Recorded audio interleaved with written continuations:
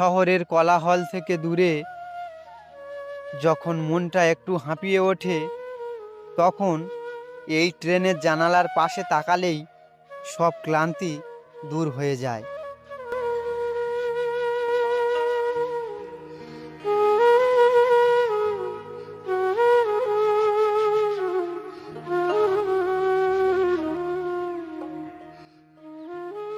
আজ এমন এক সফরে যাওয়া যেখানে নেই কোনো তাড়া, আছে শুধু পাহাড়ের সবুজ প্রকৃতি আর প্রকৃতির নিজস্ব ছন্দ।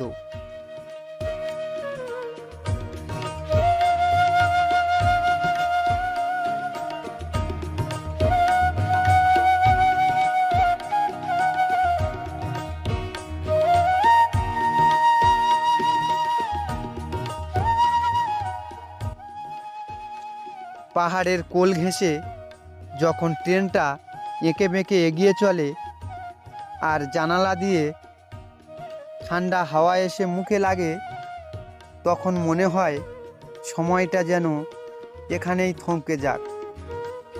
দূরের উঁচু পাহাড়গুলো যেন বহু বছরের গল্প নিয়ে এক দৃষ্টিতে তাকিয়ে আছে।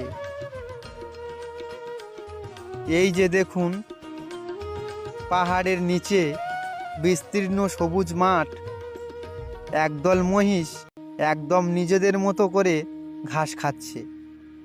জীবনের এই সাদামাটা দৃশ্যগুলোর মধ্যেই আসল শান্তি লুকিয়ে আছে। কত সাধারণ অথচ কত রূপময় আমাদের এই প্রকৃতি।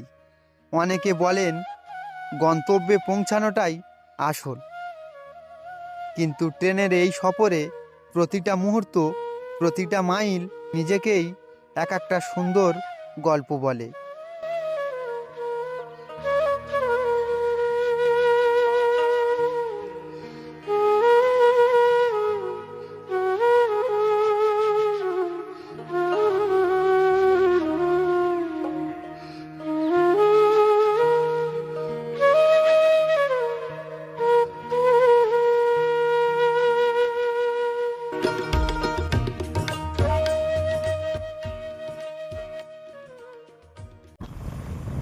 সুপ্রিয় ভিউয়ার্স, সবাই কেমন আছেন? বরাবরের মতো আজও চলে এলাম আর একটি নতুন ভিডিও নিয়ে। আর এই ভিডিওতে দেখাবো চিংড়ির ফিশারি এবং চিংড়িগুলো কিভাবে জাল দিয়ে ধরে। ভিডিওটি সম্পূর্ণ দেখতে থাকুন। আর আমি এখন আছি অন্ধ্রপ্রদেশের জনপড়ুর একটা প্রত্যন্ত গ্রামে। তো ভিডিওটি দেখতে থাকুন। জলে নেমে কিভাবে চিংড়ি ধরে দেখুন। আর এইখানে যারা চিংড়িগুলো ধরছে, এনাদের ভাষা হয়তো আপনারা বুঝতে পারবেন না, একটা ভিন রাজ্যের ভাষা। তো চিংড়ি কিভাবে ধরে সেইগুলো দেখুন। সম্পূর্ণ ভিডিওটি দেখতে থাকুন, আশা করি ভালো লাগবে।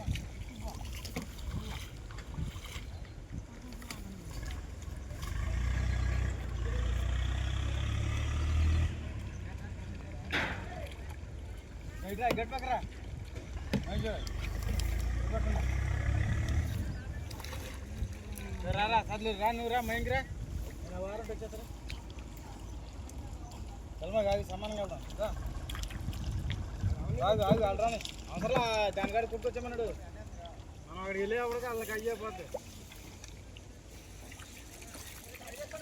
సార్లు ఎలా కూర్చుంటే వాడు అయినట్టే మనకి పొద్దునకి వెళ్ళేంటి ఎవరు చెప్తాడు అటేరా మైసో నా వారం మన అది